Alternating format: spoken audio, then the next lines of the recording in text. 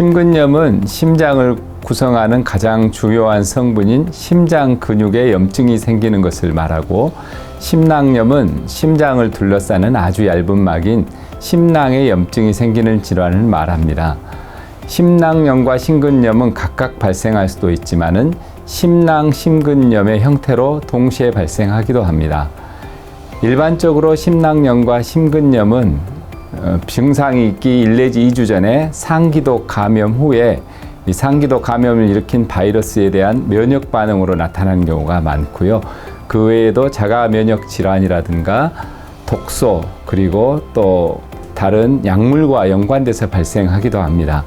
이에 반해서 백신에 의한 심낭, 심근염의 경우에는 주로 메신저 RNA 백신인 화이자 백신이나 모더나 백신 접종 후 수일 내에 발생하는 것이 특징이고요.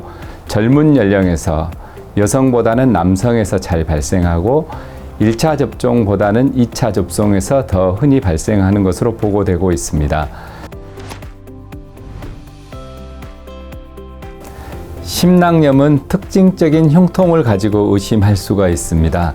즉, 숨을 깊게 들이마시거나 기침을 하거나 몸을 뒤로 젖히거나 자세를 변동시키는 등 심낭이 자극이 될 수 있는 상황에서 통증이 발생하는 특징을 가지고 있고요.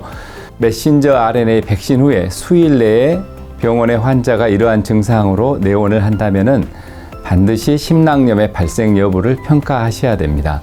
이와는 달리 심근염은 매우 다양한 임상적인 특징을 가지게 됩니다. 즉, 증상이 전혀 없는 것에서부터 쇼크에 이르기까지 아주 다양하기 때문에 임상적인 의심이 진단과 치료에서 가장 중요한 질환입니다. 대부분의 심근염은 발생되더라도 증상이 가볍거나 없기 때문에 환자들이 병원에 오지 않고 저절로 좋아지는 경우가 많습니다. 그러나 심장의 고유한 기능인 심장 기능이 안 좋아지게 되면은 호흡곤란이라든가 가슴 통증, 그리고 두근거림과 같은 부정맥 증상들이 발생할 수 있어서 백신 접종 후 수일 내에 이러한 증상으로 오게 된다면은 병의원에서는 반드시 심근염에 대한 평가를 시행하셔야 됩니다. 심낭염이나 심근염의 진단을 위해서는 혈액검사, 심전도 검사, 심장 초음파 검사 등이 필요합니다. 특히 심근염의 진단을 위해서는 트로포닌과 같은 심근효소의 검사가 반드시 필요합니다. 따라서 심낭염이나 심근염이 의심되는 증상으로 백신 접종 후에 환자가 내원한 경우에는 이러한 검사나 평가를 할 수 있는 여건이 갖추어져 있다면은 1차 의료기관에서 시행하셔서 평가하셔야 할 것이고, 이러한 검사나 평가가 할 수 없는 상황이시라면은 이런 것들이 가능한 상급 병원으로 진료를 하도록 꼭 환자를 전원해 주시는 것이 필요합니다. 심낭염의 경우 진단이 된다면은 비교적 예후도 양호하고 치료도 정해져 있는 주로 소염 진통제를 쓰면 좋아지는 병이기 때문에 진단을 하신 의료기관에서 치료를 하셔도 됩니다. 그러나 심근효소의 상승이나 심전도 또는 심장 초음파 이상으로 심근염이 의심되는 경우에는 확진을 위해서 반드시 MRI 검사나 심장 조직 검사가 필요하고, 대개의 경우 심근염도 양호한 경과를 취하지만 일부에서는 호흡곤란이라든가 심부전, 악성 부정맥의 발생으로 환자가 갑자기 위험해질 수 있는 경우가 있으므로 반드시 이러한 것에 대한 대처가 가능한 상급 종합병원으로의 전원을 할 것을 권합니다. 심근염을 진단하기 위해서는 심근염의 증상에 혈중 카디악 트로포닌 수치가 정상보다 증가되어 있으면 의심할 수가 있고요. 심전도나 심박동 모니터에서 심근염을 의심할 수 있는 부정맥 소견이 관찰되거나 심초음파에서 심기능 이상과 같은 심근염 소견이 관찰되면 심근염으로 추정할 수가 있겠습니다. 카디악 트로포닌 수치는 매우 민감하게 상승될 수가 있으므로 정상 수치보다 높아지는 다른 질환들과의 감별은 반드시 필요하겠습니다. 또한 경미한 경우에는 심초음파에서 심실 기능의 이상이 저명하지 않은 경우도 있을 수 있으므로 심초음파 검사에서 정상이더라도 심근염을 완전히 배제할 수는 없겠습니다. 심근염으로 추정되는 환자에서 심장 MRI나 심근 조직 검사에서 심근에 염증을 시사하는 소견들이 확인이 되면 확진이 가능하겠습니다. 심낭염의 진단은 조금 더 비특이적입니다. 심낭염에 전형적인 흉통이 있거나 청진상 심낭 마찰음이 들리거나 심전도에서 ST 분절의 상승이나 PR 분절의 하강과 같은 소견이 관찰되거나 심초음파 검사나 심장 MRI에서 심낭 삼출액 혹은 심낭 부위의 염증 소견이 관찰되면 진단할 수 있게 됩니다. 보다 자세한 진단 과정에 대해서는 의료인용 심근염 및 심낭염 관련 안내서를 참고하시면 되겠습니다.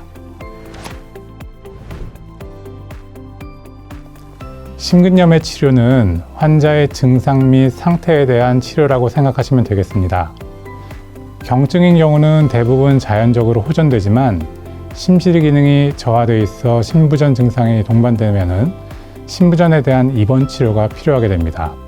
질환의 초기나 심근염이 경미한 경우에는 심초음파 검사에서 심장 기능 이상 소견이 저명하지 않을 수도 있어서 카디악 트로포닌 수치가 지속적으로 증가하지는 않는지 혹은 심부전 증상이 악화되지는 않은지를 확인하는 것이 중요하겠고, 따라서 심근염이 의심되는 경우에는 반드시 임상경과와 검사 소견을 주의 깊게 모니터링하여야 합니다.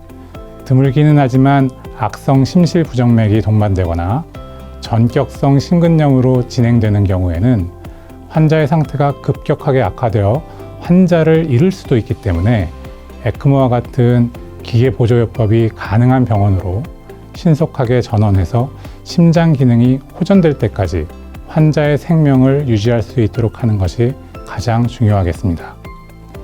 심낭염의 경우는 아스피린이나 엔세이드, 코리친 같은 항염증제가 주된 치료가 되지만 심낭 삼출액의 양이 갑자기 많아지면 심낭 압전으로 진행해서 급격히 상태가 악화될 수 있으므로 이러한 경우는 응급 심낭 천자술이 필요할 수도 있겠습니다. 심근염과 심낭염은 대부분 시간이 지나면 염증이 저절로 호전되는 질환입니다. 대부분은 경증의 경우에는 특별한 치료 없이 회복이 되지만 병의 진행 양상에 따라서는 경과는 매우 다양할 수가 있겠습니다. 심질 기능의 저하가 동반되는 심근염의 경우에는 만성으로 진행돼서 심실 기능이 충분히 회복되지 않을 수도 있고, 이러한 경우에는 장기간의 심부전 치료가 필요하기도 합니다. 이와는 반대로 급격히 악화되는 전격성 심근염의 경우에는 급성기의 심인성 쇼크로 환자가 사망할 수도 있지만 그 시기를 잘 넘기면 장기적으로는 심실 기능이 완전히 회복되기도 합니다. 심낭염의 경우도 많은 경우 저절로 호전되는 경향이 있지만 간혹 증상이 재발하는 경우도 있고, 심낭의 염증이 지속되거나 압축성 심낭염으로 진행하는 경우도 있어 이후에 지속적인 경과 관찰이 필요할 수도 있겠습니다.